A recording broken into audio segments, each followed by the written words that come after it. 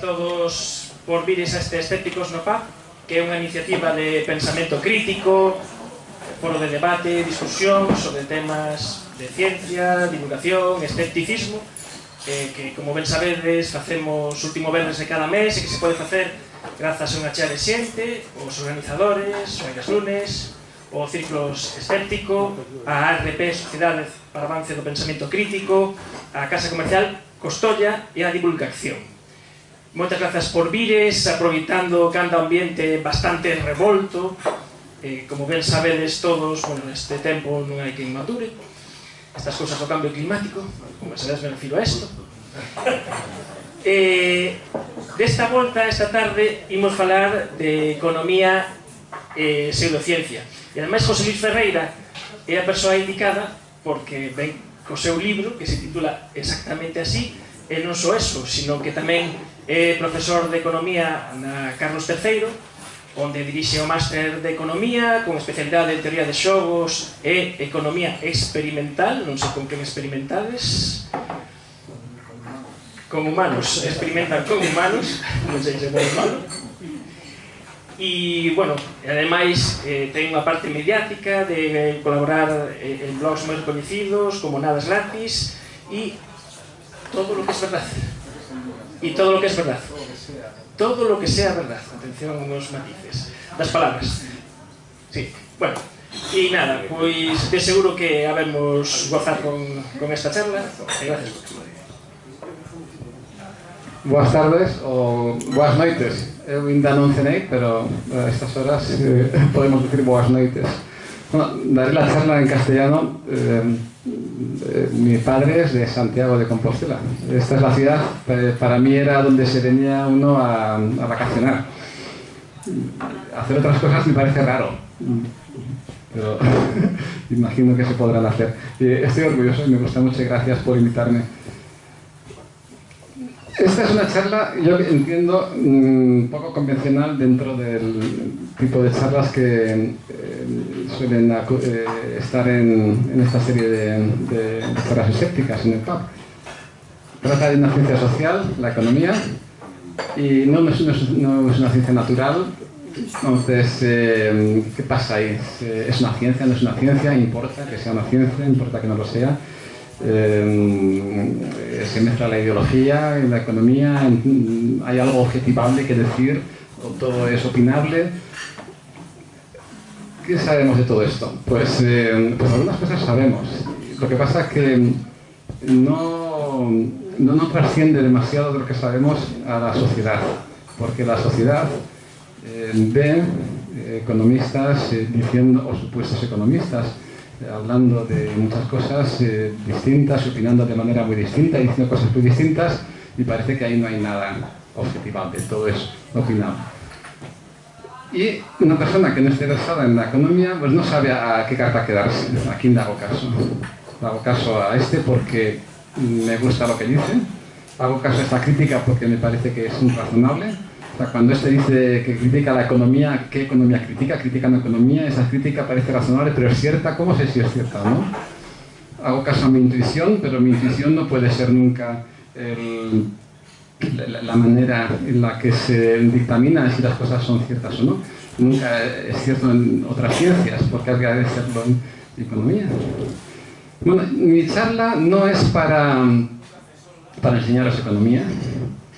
No es una economía en una tarde, es para intentar daros algún criterio para saber a quién hacer caso, qué preguntas hacerse para saber quién está diciendo algo con fundamento y quién podría no estar haciéndolo.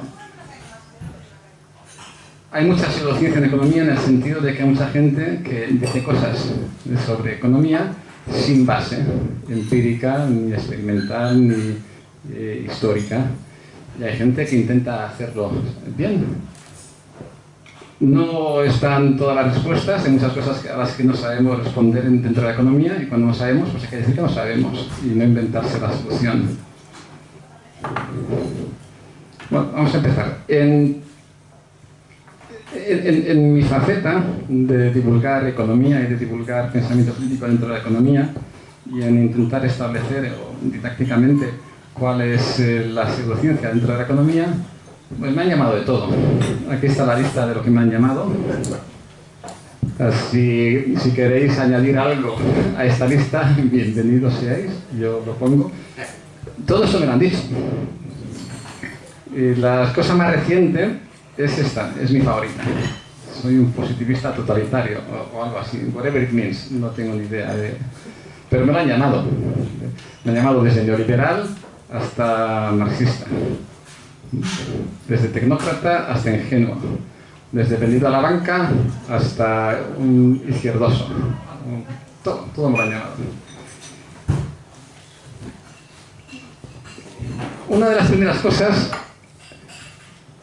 sobre las que uno puede ser fácilmente escéptico en economía es acerca de las afirmaciones que se hacen sobre los números de la economía.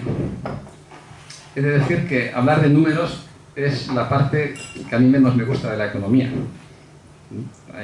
La mayor parte de la economía no habla de números, habla de principios de economía, habla de qué cosas tener en cuenta para saber si una política económica o un mecanismo económico o un sistema económico tiene una coherencia interna en relación alinea los incentivos individuales de unas y otras partes con objetivos que se deseen desde el punto de vista político. Los números es la parte que menos me gusta. Hay que hacerlo, por supuesto. ¿Qué tipo de números? Pues, por ejemplo, no sé si os acordáis cuando comenzó el primer gobierno de Obama, con la crisis económica encima, presentó una propuesta de impulso, de incentivos de política fiscal. Yo oigo mucho ruido, no sé cómo se me está oyendo. Separa un poquito más, mejor. Entonces, hay micrófonos que es al revés, que hay que comérselos. Este no hay que comérselo.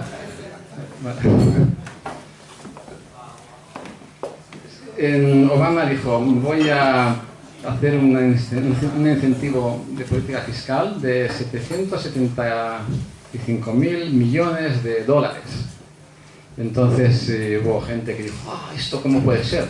¿Cómo pueden tener los Estados Unidos tanto dinero? Si repartiéramos este dinero entre los 7.500 millones de personas que somos en el planeta Tierra, tocaría a 115 millones cada uno. Si Estados Unidos tiene esta capacidad, esta riqueza, ¿qué crimen de lesa humanidad está cometiendo que no lo reparte ya y nos hace todos no ya salir de pobres, sino ser clase media alta y tener todos piscina? Bueno, pues simplemente está mal hecha la cuenta. Se debe de 775.000 millones entre en aquella época. Tengo apuntado que eran 6,7 mil millones de personas en el planeta Tierra, pues tocaba no a 115 millones de dólares, sino a 115 dólares. Un error de 6 órdenes de magnitud. Bueno, estas son cosas que uno puede hacer sin saber economía. Uno sabe dividir, aunque no sepa economía. Pues no te creas el primer titular, que tenga algunas cuentas, hace la cuenta, porque es posible que se haya hecho mal. También se hablaba, ¿os acordáis, en el movimiento 15M? Si nos quitamos el Senado nos ahorramos miles de millones. Es mentira, te ahorras unas pocas decenas de millones. Que igual está bien quitar el Senado, no sé, igual no es lo que hay que decir hoy, o sí, o no sé, según lo que dice cada uno, pero no te ahorras miles de millones, te ahorras un poquito.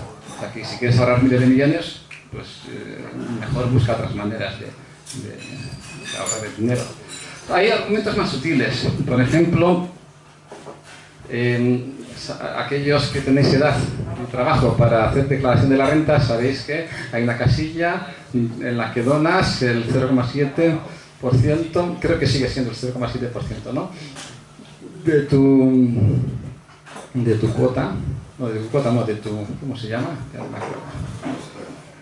De lo que te toca pagar a la iglesia. Entonces, mira qué bien, dice la iglesia, porque esto es voluntario, a nadie le obliga, y si tú no quieres pagar a la iglesia, no le pagues, y se recolecta la recaudación para la iglesia con lo que aportan los que quieren aportar a la iglesia, y no le cuesta nada a nadie. No, pues eso es falso. Eso es falso, porque aquella persona que dona su 0,7% a la iglesia es dinero que no da al Estado para hospitales, para carreteras, para escuelas. Y esos hospitales, carreteras, escuelas que se hagan, habrá que hacerlos con el dinero extra de los demás. O sea, lo que decide la gente que pone la cruz en el 0,7%, entre todos deciden cuánto de los impuestos de todos se da a la iglesia. Y esto, si tú no eres especialmente religioso, católico, pues lo ves enseguida. Si eres muy católico y muy religioso, pues no lo ves. Curiosamente, ¿no? Y gente igual de inteligente en las dos partes, y la misma inteligencia, pues si tú tienes un sesgo ideológico por ahí o religioso, te cuesta más ver el argumento que si no lo tienes. Pues estas cosas pasan. Entonces, lección, pues intentemos ver las cosas de la manera más objetiva posible, intentando quitarnos las orejeras ideológicas o religiosas. Hay muchos más cuentos de la lechera, estos son los que tenía, pero se han quedado caducos. Tengo aquí otros más actuales. Por ejemplo, hay gente que dice que si eliminamos el sistema de pensiones actual, que es, como sabéis, es de reparto, es público y de reparto, que quiere decir que los que trabajamos ahora estamos pagando la pensión de los que están jubilados ahora, esperando que cuando nos jubilemos los que estén trabajando nos paguen la pensión a nosotros. Entonces, si quitamos esto y hacemos un sistema de capitalización privado, donde cada uno aporta a un sistema de pensiones privado y deja que aquello crezca, pues entonces, fíjate, si hubiéramos hecho esto, hay gente que dice que los jubilados podrían estar cobrando 3.500 euros al mes de pensión en vez de lo que están cobrando ahora, de media. Bueno, pues esto, ¿por qué lo dicen? Esto lo tengo aquí en Cuentos de la Lechera. ¿Por qué lo dicen? Porque se hacen cuentas como que, a ver, ¿cuál es la media de pensión que se está obligando a que la gente cotice? ¿Qué hubiera pasado si esto se hubiera puesto en tal y tal fondo de pensiones? Pues habrían ganado tanto. Pues ya está, ahí de ahí sale. Pero esto es una cuenta a posteriori, por lo menos. O sea, tú estás cogiendo y has metido donde te ha dado la gana. No lo he metido donde me ha dado la gana, me lo he metido en un fondo de pensiones, sí, pero es que había muchos otros que no han ganado tanto. Y además, no lo has metido, no has hecho la simulación metiéndolo de verdad. Tú has cogido un índice, has visto cómo ha ido evolucionando y has hecho la simulación con ese índice, no metiendo el dinero en el fondo de pensiones, porque pasan muchas cosas. Cuando tú haces la simulación solo con el índice, estás cogiendo el índice y esto puede no reflejar lo que habías ganado de haberlo metido. Para empezar, imagínate que cuando el índice sube un 10%, es decir, una inversión de un año para otro ha crecido un 10%, tú lo compras a 100, el año que viene lo puedes vender a 110, qué bueno. Y el año siguiente resulta que pasa de 110 a 105. Y tú dices, no, entre los 2 años ha subido 5. Pues bueno, igual no está mal, da igual exactamente la cifra que sea.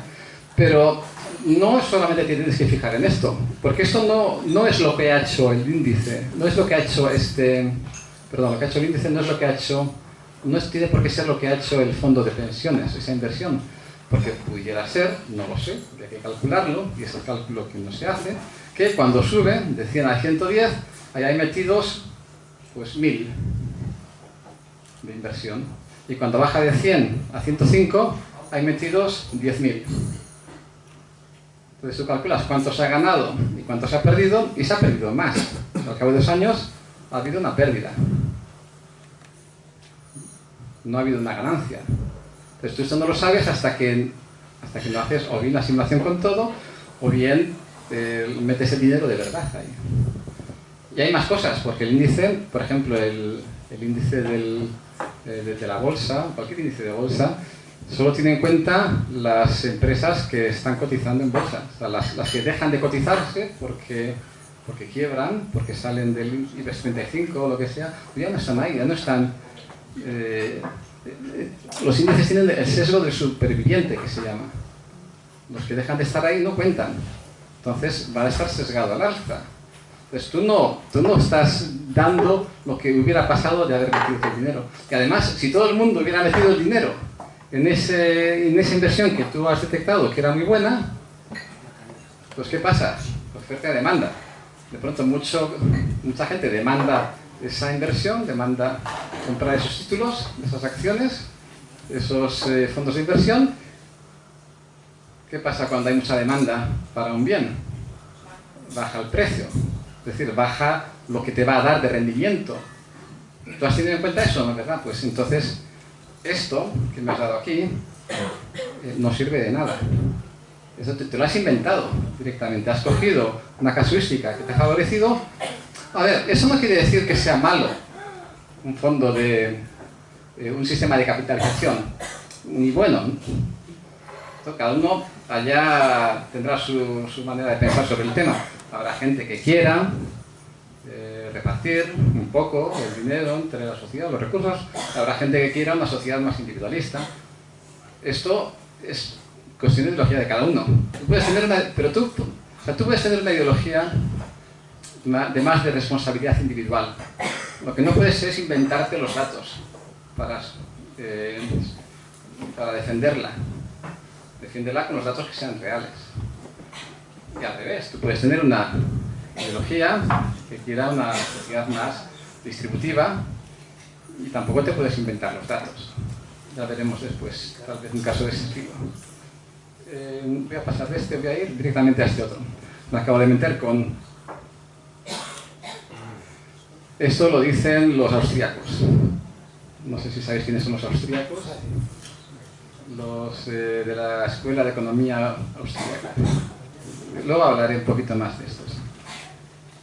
Y en el otro espectro, en el otro lado del espectro, ideológico tal vez, teníamos a Alberto Garzón, que hace poco, no está la fecha ahí, esto lo dijo el año pasado, creo recordar, o a principios de este año. Alberto Garzón promete crear en un año 1 millón de empleos públicos en servicios sociales. ¡Hala! ¿Y cómo los crea? Pues dice, a ver, ¿cuánto puede ganar una persona? Damos un salario de 1.000 euros al mes. Bueno, no es mucho, pero mejor que nada, mejor que 800, mejor que 700, damos 1.000 euros al mes. Esos son 12.000 euros al año. Entonces, por 1 millón, pues ¿cuánto es? 12.000 por 1 millón, 12.000 millones. Con 12.000 millones de presupuesto creamos 1 millón de puestos de trabajo. Este señor es economista, dice él. A ver, un puesto de trabajo no es un salario. Un puesto de trabajo necesita una persona trabajando a la que hay que dar un salario y hace falta algo de capital. Sin capital no somos nada. Sin una herramienta, aunque sea una azada, para hacer algo no somos nada. Pero una azada, si lo único que tenemos de capital es una azada, vamos a crear muy poco valor añadido. En las sociedades modernas y en las que queremos ser, y en las cosas que sabemos hacer en España, tenemos más capital que eso. O sea, a cada puesto de trabajo hay que acompañar una inversión de capital bastante importante. De manera que esto es un sueño. Esto es darle dinero a alguien para no hacer nada, básicamente, porque no le vas a acompañar de capital para poder ser productivo. Y a estos trabajadores que contrates les vas a dar dinero, pero les vas a condenar a ser improductivos. Oye, igual es lo que quieres hacer, pero que sepas que es eso lo que haces. No estás creando puestos de trabajo de los que podemos crear haciendo las cosas mejor.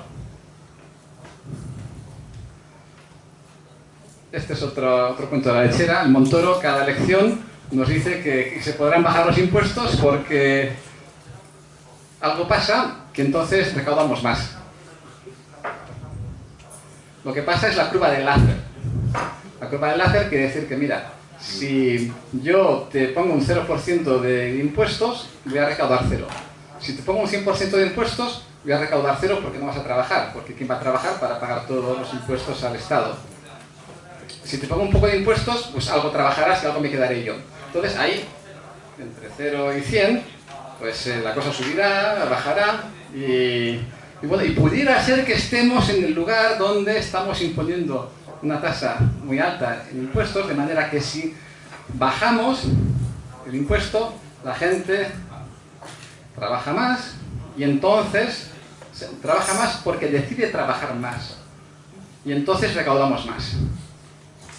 Pudiera ser, es una posibilidad teórica, desde luego, pero todos los indicios y evidencias y estudios hechos en todas las economías desarrolladas en los últimos tiempos dicen que no, que nunca estamos ahí. Y desde luego, cada vez que el señor Montoro ha dicho esto y luego ha tenido que hacer algo desde el gobierno, ha hecho lo contrario de lo que decía que podía hacer. Bueno, pues más cuentos de la lechera. No, esto quitamos. Me gustaría que tuviéramos un poquito en mente lo que yo creo que en los círculos escépticos nos gusta. Es el Mario Bunge, es un filósofo que se ha dedicado mucho a hablar de pseudociencias y ha dicho, bueno, un test de pseudociencia. ¿Qué cosas son pseudociencia? Pues cosas bueno, un poco mágicas, invoca entes inmateriales, es crédula, no se somete a pruebas, es dogmática, no cambia cuando los principios fallan, rechaza la crítica, no encuentra ni utiliza leyes generales, sus principios son incompatibles con algunos de los principios más seguros de la ciencia, no interactúa con otras ciencias, es fácil, no requiere un largo aprendizaje. Bueno, este tipo se mantiene al margen de la comunidad científica. A mí me gustan estas cosas que dice Mario Bunge. De hecho, sus escritos, algunos de ellos los he utilizado como material para mis clases de metodología. Luego desbarra bastante cuando habla de cosas como psicología evolutiva y economía. Pero está bien, o sea, tampoco puede saber de todo.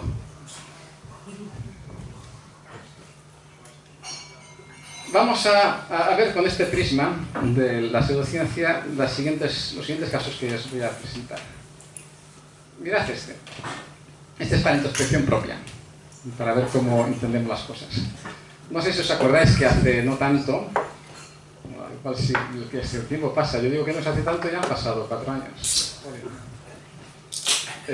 Rosell, que era el presidente de la OCDE, de la COE, de la patronal, cuestionaba los datos de la encuesta de la población activa porque dice, no puede ser que haya 6 millones de parados en España, porque pues ya sabemos que hay mucha gente en economía sumergida, que no declara, o sea que esto no es para tanto.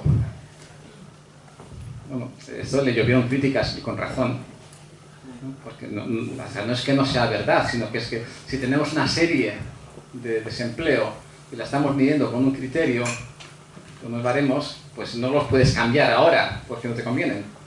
Porque si es cierto que ahora igual no hay 6 millones, hay alguno menos por esta razón, pues también antes había menos de los que había. Lo que nos importa son las tendencias, por eso tenemos que seguir una serie. Tenemos un criterio para medirla, el desempleo, y la gente critica, pero es que eso no mide de verdad. Bueno, pero esto es un criterio objetivable, además que es el que utilizan otros países y nos permite calcular la evolución del desempleo en un país a lo largo del tiempo y nos permite comparar un país con otro, porque estamos utilizando datos homogéneos. Entonces, cuando son muchos, lo dicen, es que no era la buena manera de medir el desempleo. No es el momento de decir esto. Bueno, si esto te parece mal, porque esto suena no a que este señor quiera hacer una buena y mejor manera de medir el desempleo, sino que quiere minimizar el desempleo, quiere minimizarlo como problema. Pues por eso le llovieron críticas y con razón. Bueno, luego están en la otra parte del espectro gente diciendo que las pensiones no están en peligro. ¿Por qué? No, porque quienes dicen que están en peligro, en realidad lo que quieren hacer es asustarnos para que invirtamos en fondos privados de pensiones y cargarse el sistema público de pensiones. Bueno, pues no es verdad. Las pensiones, el sistema de pensiones público está en peligro. Tan en peligro está que cada año el gobierno está quitando de la bolsa de las pensiones porque no le llegan. Porque cada vez hay más pensionistas en relación a los trabajadores. Y eso, pues si no hacemos algún cambio, pues no se sostiene. Ahora, ¿qué cambios hacer? Pues ya podemos hablar. Pero las pensiones están en peligro y no es cierto que los que avisan de que están en peligro es porque quieran cargarse el sistema. Es al revés, porque si no lo cambias y acabas en quiebra, entonces sí que tendrás que los individuos dirán, el sistema público no me protege para la jubilación, pues invertiré en un sistema privado y estarás haciendo lo contrario de lo que decías. Bueno, pues si esto te parece mal, cuando lo oías, si esto te parecía bien, comprabas el discurso de que eran los neoliberales vendidos a la banca que querían meter miedo para que cotizaras en planes privados, bueno, pues, o viceversa, pues tienes un problema de sesgo cognitivo, porque ambas cosas son igual de mal. Este cuestiona la gravedad del desempleo y Vicens Navarro, cuestiona el peligro, el problema grave del sistema de pensiones y cómo organizarlo que tenemos en España. Pues se justifica su ley, no el otro. Háztelo mirar un poquito. Aquí está. Os voy a poner ¿sabéis quién es este? Richard Feynman, que se metía con las ciencias sociales. ¿Qué había que hacer? Había que darle aquí. ¿Qué ha pasado? ¿Por qué no va? Sí. Because of the success of science, there is a kind of, I think, a kind of pseudoscience that social science is an example of a science which is not a science. They don't do scientific. They follow the forms. You gather data, you do so and so forth, but they don't get any laws. They haven't found anything. They haven't got anywhere yet. Maybe someday they will, but it's not very well developed. But what happens is, at an even more mundane level, we get experts on everything. It sounds like they're sort of scientific expert. They're not scientific. They sit at a typewriter and they make up something like food grown with fertilizer that's organic is better for you than food grown with fertilizer that's inorganic. May be true, may not be true, but it hasn't been demonstrated one way or the other. Where they'll sit there on the typewriter and make up all this stuff as if it's science, and then become an expert on foods, organic foods, and so on. There's all kinds of myths and pseudoscience all over the place. Now, I might be quite wrong. Maybe they do know all this thing. But I don't think I'm wrong. See, I have the advantage of having found out how hard it is to get to really know something. How careful you have to be about checking the experiments. How easy it is to make mistakes and fool yourself. I know what it means to know something. And therefore, I see how they get their information. And I can't believe that they know it. They haven't done the work necessary, haven't done the checks necessary, haven't done the care necessary. I have a great suspicion that they don't know that this stuff is done, and they're intimidating people. But I think so. I don't know the world very well, but that's what I think. Bueno, este era Richard Feynman hablando de las ciencias sociales, aunque luego pone un ejemplo que no es exactamente ciencia social. Pero bueno, se entiende lo que quiere decir. Un sociólogo, un antropólogo, un economista se sienta en su despacho y se pone a pensar y saca un artículo. Y saca una opinión, saca una teoría. No, pues dicen, ¿cómo puede ser? O sea, ¿cómo puede ser que pensando, haciendo introspección o mirando unos poquitos datos que aparecen en los periódicos, puedo desarrollar una teoría? Cuando dicen, yo los veo y esto es lo que hacen, pues no me creo que esas teorías estén bien hechas.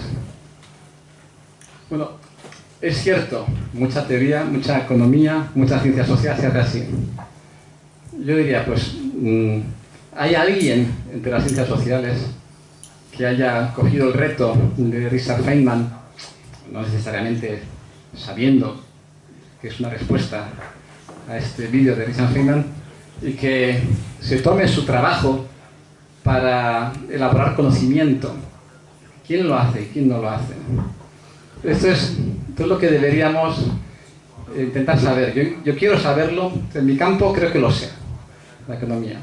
Y yo busco constantemente entre los sociólogos quién hace trabajo de campo, quién hace experimentos y quién busca datos objetivables, quién usa la cantidad de información y gente que tenemos hoy en día, quién entre los antropólogos lo hace y quién no.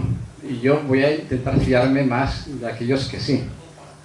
Bueno, pues en economía hay gente que toma el reto de Feynman e intenta hacer testar sus hipótesis mirándose la encuesta de presupuestos familiares, para arriba, para abajo, aplicando técnicas estadísticas y econométricas, viendo los experimentos naturales que haya podido haber, porque alguna vez ha cambiado algo, a ver qué ha pasado, porque alguna vez ha hecho un programa piloto sobre alguna cosa, a ver cuál ha sido el resultado. Y haciendo esto a la manera científica, y usando los buenos métodos estadísticos y con su revisión por pares. Ahí poco a poco se llega a conclusiones y se validan o se rechazan hipótesis y con ellas pues, teorías. Bueno, ¿quién hace esto y quién no hace esto? ¿Qué ha pasado aquí? Pues, ¿quién no hace esto? Os he dicho antes acerca de la escuela austríaca. Pues la escuela austríaca no hace esto. La escuela austríaca de economía empezó siendo una escuela más de la economía marginalista, pero enseguida rechazó cualquier intento de medición o de testación, de comprobación de las hipótesis. De hecho, tú lees textos de von Mises, que es no el fundador, pero el más conocido, el que dio más cuerpo a la escuela austríaca, y ves que directamente, explícitamente rechaza los usos estadísticos y econométricos para medir. Dice, no, esto es muy complicado, la economía es muy complicada, no vamos a ser capaces de detectar relaciones de causalidad de ninguna manera, así que la única manera que tenemos para desarrollar teorías económicas es la introspección. Voy a pensar mucho y entonces voy a sacar conclusiones. No lo decía así, él decía, no, voy a desarrollar el método de la praxeología. Voy a inventarme unos axiomas, el axioma de la acción humana, y a partir de ahí derivo un montón de cosas. Esto es lo que hacían todos los metafísicos en filosofía, con axiomas no bien definidos, en un sistema no formal, donde las deducciones nunca sabía si estaban bien hechas o no, y únicamente correspondían a la propia intuición. Hace mucho tiempo, ya que sabemos que la metafísica no responde a su objetivo, y esta suerte de metafísica, que es la praxeología de la escuela austríaca, pues lo mismo, es una nueva metafísica. Mira lo que dice. A ver, aquí tengo un vídeo también. ¿Le doy aquí? Sí. Esta reacción era de esperar, porque era lanzado. Perdón. Este es el Puerta de Soto. Este es Puerta de Soto, es uno de los... es el líder, el gurú de la escuela austríaca en España, y está respondiendo a una pregunta que le hacían acerca de por qué los economistas a los que él critica publican sus investigaciones en revistas y él no. por qué están todos equivocados y él es el único que tiene la razón, él y los suyos, pues esto es lo que responde. Los profesores enseñamos lo que sabemos. Esta reacción era de esperar, porque viene amenazado el capital humano que tienen invertido. Los profesores enseñamos lo que sabemos. Y si una persona ha dedicado toda su vida a aprender equilibrio general, matemáticas, Keynes o economía monetarista, pues pobrecillo, lo que estamos diciendo es que es una mala inversión, que ha destrozado su vida, pocas palabras. No tiene más remedio que defenderse. Pero estos son cuestiones anecdóticas y de tipo personal. Yo he tenido suerte y ellos son unos desgraciados. ¿Qué quiere que le diga? Todos están equivocados menos yo. Yo he visto la luz, yo tengo la manera de decir que todos están equivocados, yo tengo mi teoría y esa es la buena. Y da igual que no me la publiquen porque, por supuesto, las revistas académicas están todas en manos de, según él, están en manos de socialdemócratas izquierdosos y keynesianos. Bueno, pues esto es una introducción a quiénes son, qué hacen la escuela austríaca en España y en el mundo. Pero esto lo hacen también, esto de que todo el mundo está equivocado menos yo. Eduardo Garzón es el hermano de Alberto Garzón. También dice que es economista. Es de esta gente que ha pasado por la facultad y la facultad no ha pasado por ellos. Eduardo Garzón dice, en su blog, dice esto: fui conformando poco a poco mi propia teoría de la inflación y su relación con la creación de dinero. Una teoría que me permite impugnar con determinación muchas creencias ampliamente extendidas en la academia y fuera de ella. Él solito. Así, como dice Richard Feynman, que se hace, mira, yo en mi despacho, en mi escritorio, voy pensando, y, ostras, está todo el mundo equivocado, he visto la luz, hacedme caso a mí. Lo publica, viene a un congreso a contárnoslo.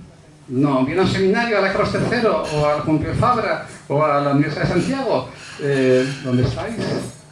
¿Dónde estáis? ¿Hola? ¿Economía? ¿Santiago? ¿Dónde están? Estaban aquí hace un rato. Ah, está ahí al final. A ver. ¿Qué tal?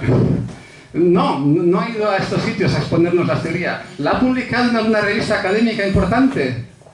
No. ¿Dónde la publica? En su blog. En su blog ha descubierto y nos lo cuenta. Bueno, pues, hombre, esto es poco serio, ¿no? A ver, igual es verdad, ¿no? ¿Quién sabe si dentro de 50 años resulta que se reivindica y que tenía razón? Hombre, yo le achaco muy poca probabilidad a que esto ocurra. Entre otras cosas, porque hay muchas revistas de economía y no todas están vendidas a la banca, como afirman. Si bien los austríacos dicen que las revistas académicas están vendidas a los socialdemócratas keynesianos izquierdosos, estos, Garzón y compañía, están vendidas al IBEX, bueno, no al IBEX porque son extranjeras, a la banca internacional, a los grupos de presión, o sea, cientos de revistas, cientos de universidades, todas vendidas de la misma manera. Vicens Navarro, que tiene mucho predicamento. Vicens Navarro no es economista. Él no ha estudiado economía y nunca jamás ha publicado ni ha hecho un estudio de economía. Cero. Tiene otras publicaciones, son otras cosas. Pero él dice que es economista porque una vez le contrataron como catedrático de economía en la Universidad de Barcelona, creo recordar. Entonces es economista. Digo, no, o sea, esto lo que quiere decir no es que seas tú economista, sino que quiere decir que la Universidad Española pues tiene algún problema raro cuando contrata a nivel de catedrático a alguien que tiene cero estudios, publicaciones en economía. ¿Por qué puede ocurrir esto en la Universidad Española? Bueno, pues esto ya es otro problema y otro debate y otra charla. Este señor habla de todo.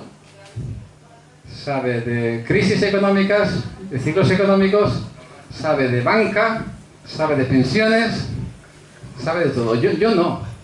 Yo soy economista. Bueno, en realidad no puedo decir que sea economista porque parece ser que para poderse llamar un economista tiene que estar colegiado en el colegio de economistas, y yo no lo estoy. No pago la cuota, no lo estoy. No ejerzo actividad de consultoría, no tengo mi bufete como economista y soy profesor, pero no sé si igual no me puedo llamar economista. Puedo llamarme profesor de economía, pero creo que no economista. No, yo lo hago, me llamo economista y me apliquen el 155 y ya veremos. Bueno, si a mí me preguntan sobre pensiones, no es mi especialidad, yo no sé sobre pensiones. Yo sé lo que he leído y si quiero saber algo sé, porque soy economista y puedo ver tal vez con más facilidad que alguien que no es economista la coherencia de algunos argumentos. Pero en cualquier caso yo necesito ir a mis colegas que son expertos y preguntarles dónde está el state of the art de lo que sabemos sobre las pensiones. Y yo recojo eso y lo vuelco a quien me pregunte. Yo propiamente no estoy en capacidad de elaborar teorías ni propuestas sobre pensiones. Entonces quiero a los expertos. Este señor no, él es el experto. Bueno, pero como escribe bien y se hace el simpático y se mete mucho siempre con el gobierno, lo cual siempre está bien, pues mucha gente le cree. Unas cosas que dice, tiene esto, que todo es buenos y malos y todo el que no le gusta a él es neoliberal. Él dice directamente, lo ha escrito, que él no publica en economía porque todas las revistas están copadas por neoliberales. Entonces, claro, la banca paga, ¿no? Lo dice, está aquí escrito, ahí lo escribe. La banca financia las revistas y los congresos académicos. La American Economic Review, es la sociedad económica más importante, es un foro de promoción del neoliberalismo. Este señor no ha ido a un congreso de economía en su vida. Yo he ido, a mí ningún banco me ha pagado el viaje, ni las dietas, me las ha pagado el proyecto de investigación que le he pedido al ministerio, pagado con los impuestos de todos ustedes y con los míos. En el mundo académico de verdad, ¿qué ocurre? Si tú miras los datos, no lo que te inventas tú para satisfacer tu prejuicio ideológico, lo que ves es que los demócratas ganan por 2,5 a 1 en la American Economic Association, que es la asociación que publica la American Economic Review. Y el señor Krugman, que creo que no es un destacado neoliberal, no tiene problemas en publicar ahí. Cuando Krugman trabaja en lo que sabe y investiga sobre lo que sabe, que es sobre la localización de la actividad económica, entre otras cosas, se escriben modelos, contraste hipótesis, teóricas, alguna empírica, y se lo publican y le dan el premio Nobel de Economía a instancias de los economistas académicos a los que la Academia Sueca pregunta para ver quién puede ser un buen candidato al Nobel. El mundo académico de Vicens Navarro se puede ver aquí, en una asignatura que enseña Economía y Democracia. No se va a ver porque queda pequeñito. ¿Se ve ahí la bibliografía? ¿No se ve la bibliografía? Vicens Navarro. O sea, todo, la bibliografía son cosas suyas o recopiladas por él. Esta es la variedad, la revisión por pares, el contraste de hipótesis que promueve. Pero bueno, uno puede no saber economía, pero uno sabe que si me dicen que si dices que la American Economic Review es un foro de promoción del liberalismo y hay un dato contrastable que dice que ganan por goleada los demócratas en esa asociación y que gente como Krugman publica sin problemas, pues igual no es del todo verdad lo que dice Vicens Navarro.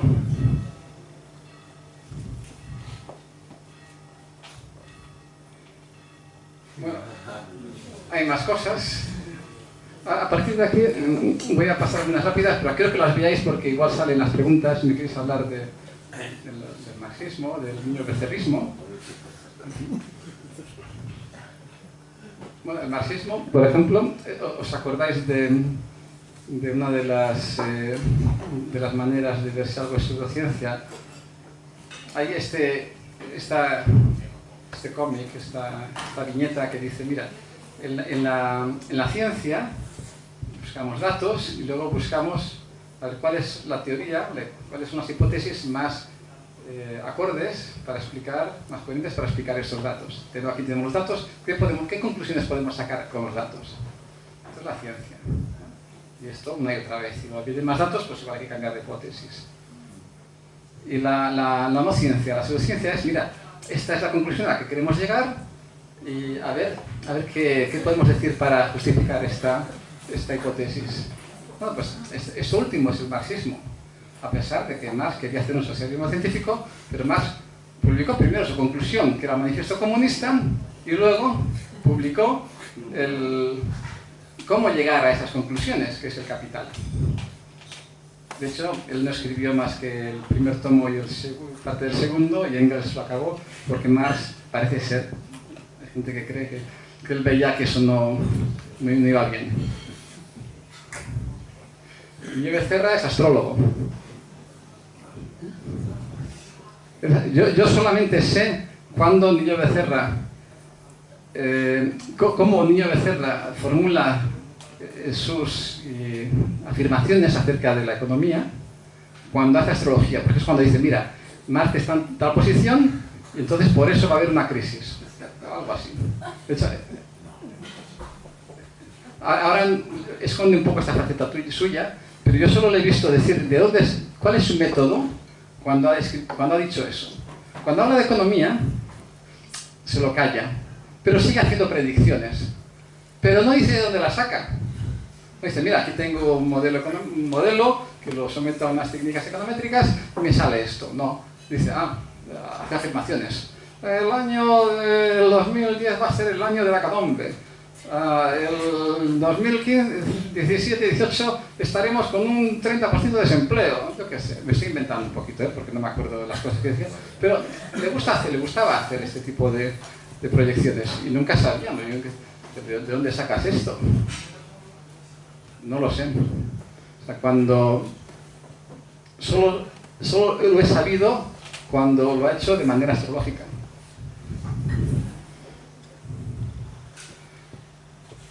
Me gustaría hablaros de... ¿Cómo estamos de tiempo? 10 minutos más. 10, 15. Vale. Hay dos tipos de narraciones en macroeconomía que están ahí y que uno se adhiere a una o se adhiere a otra. Por ejemplo, las narraciones de políticas de oferta, los Reaganomics. Reducción de gasto público, reducción de regulaciones, reducción de impuestos a clases altas, control de oferta monetaria. Bueno, para favorecer la actividad empresarial. Bueno, estos son suposiciones a priori de que con esto vas a conseguir otros objetivos. ¿Hay algo detrás de esto? Pues igual hay algo, pero lo que hay es sobre todo un límite a las cosas que pueden pasar con esto. Por ejemplo, la curva de Laffer que os decía antes, el goteo hacia abajo, pues son cosas que no se han dado. No es cierto que reduciendo impuestos, reduciendo la tasa impositiva, recaudes más. No ha ocurrido. Y de hecho hay gente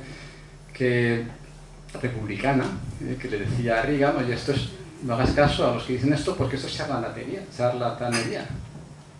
Hay gente que lo publicó así en su libro de texto, Mankiw, llamando charlatanes a los que decían estas cosas, y luego le dijeron, no, igual, critícalo, pero no le llames charlatán, por favor. Y las siguientes ediciones quitó lo de charlatán, pero es que no había ninguna evidencia de que esto fuera así.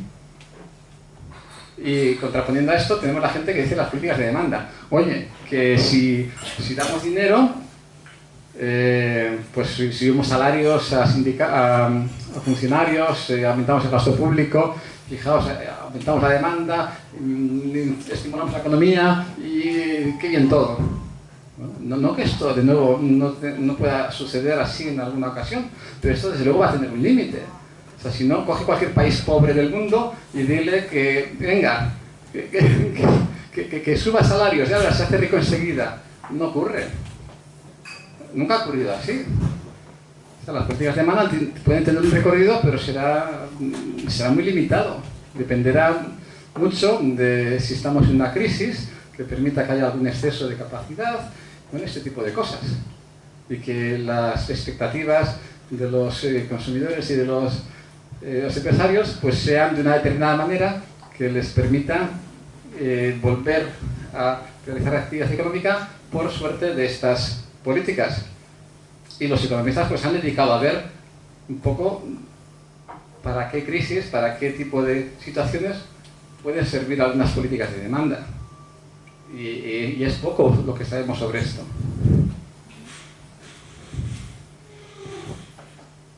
Me gustaría pasar... A ver. Esto es muy bonito. El mercado de las telecomunicaciones.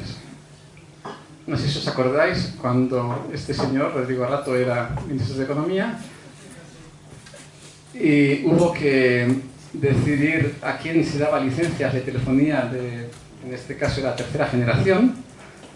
Pues otros países hicieron lo que decían los economistas, haz una subasta. Porque, primero, las empresas van a revelar su disposición a pagar y las que más estén dispuestas a pagar serán las que más esperen ganar porque son las más eficientes, de manera que asignarás las licencias a las empresas más eficientes y además recaudarás un montón de dinero, que será el valor de ese recurso que es de todos. Otros países, como España, dijeron no, voy a dar licencia a quien yo crea.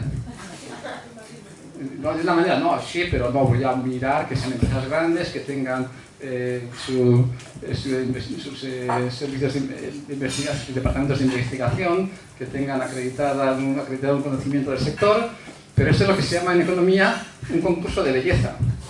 Tú le das a quien crees más bonita. Y bueno, pues primero se lo estás dando porque no estás recaudando nada. Y segundo, te puedes equivocar. Bueno, pues eso es lo que pasó. Alemania, Reino Unido, Estados Unidos recaudaron de esto de magnitud. España, este señor regaló el valor del espectro electromagnético a las empresas. En vez de ser de todos, ustedes, desde las empresas. Que bueno, esto no es bueno ni es malo, porque como economista yo no puedo decir que esto sea bueno o malo, porque bueno, unos se benefician, otros se perjudican. Pero yo creo que si a nada que pongamos un poquito de que nuestra ideología dice algo acerca del bienestar de todos y de qué hacer con algo que es de titularidad de todos en principio, pues igual esto no es lo que haya que hacer.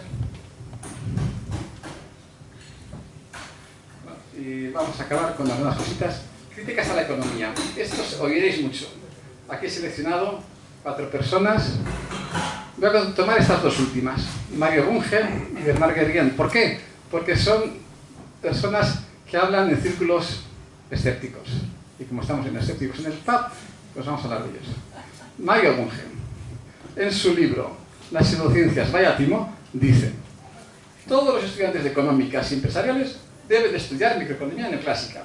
Sin embargo, es improbable que usen dicha teoría para abordar algún problema económico de la vida real.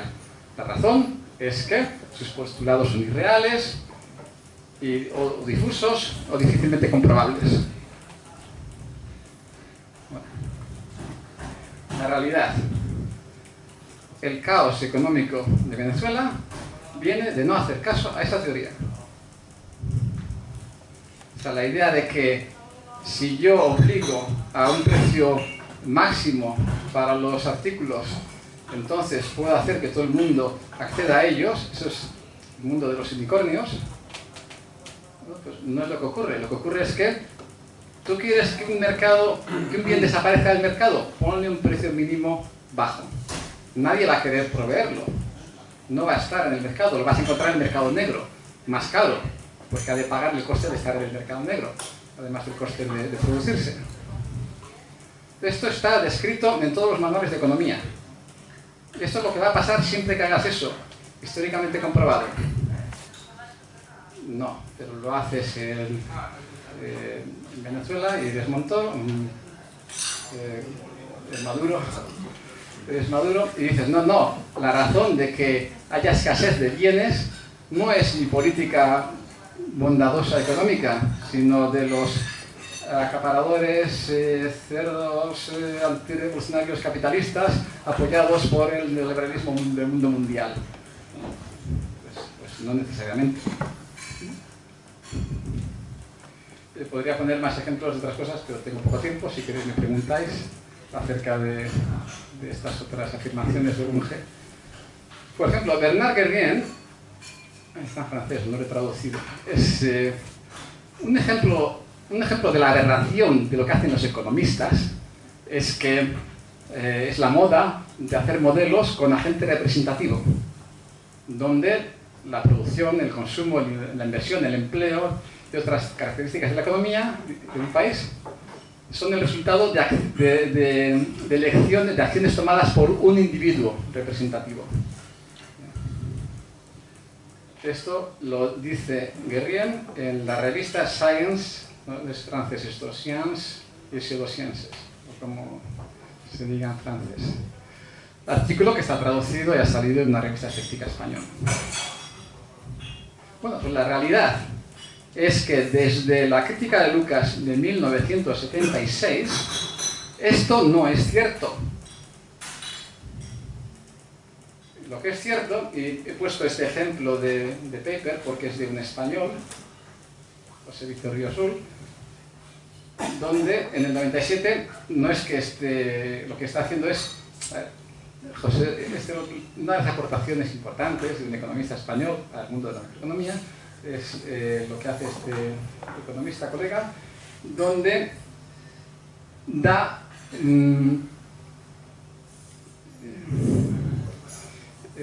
¿cómo se dice?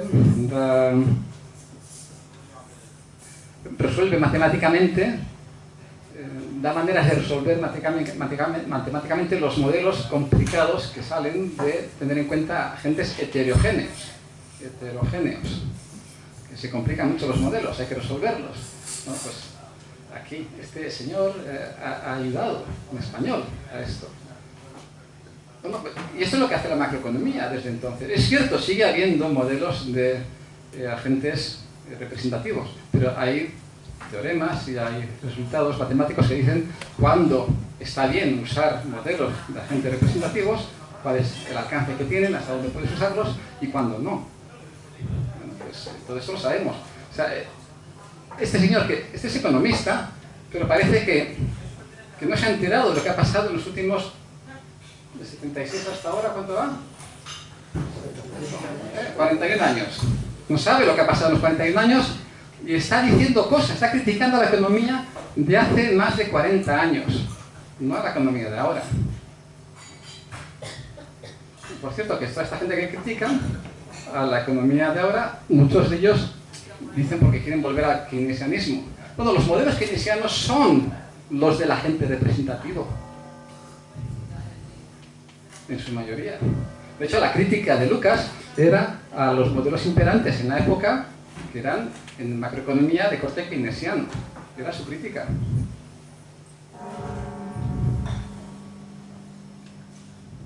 Hay otras críticas a la economía que habréis oído. Si les echáis un vistazo, pues igual queréis preguntarme algo sobre ellas. Y con esto tal vez me callo, ¿no? Podedes hacerme as preguntas en galego, eu contestaré en castellano. Vale, entramos fase de preguntas e tamén vos recordamos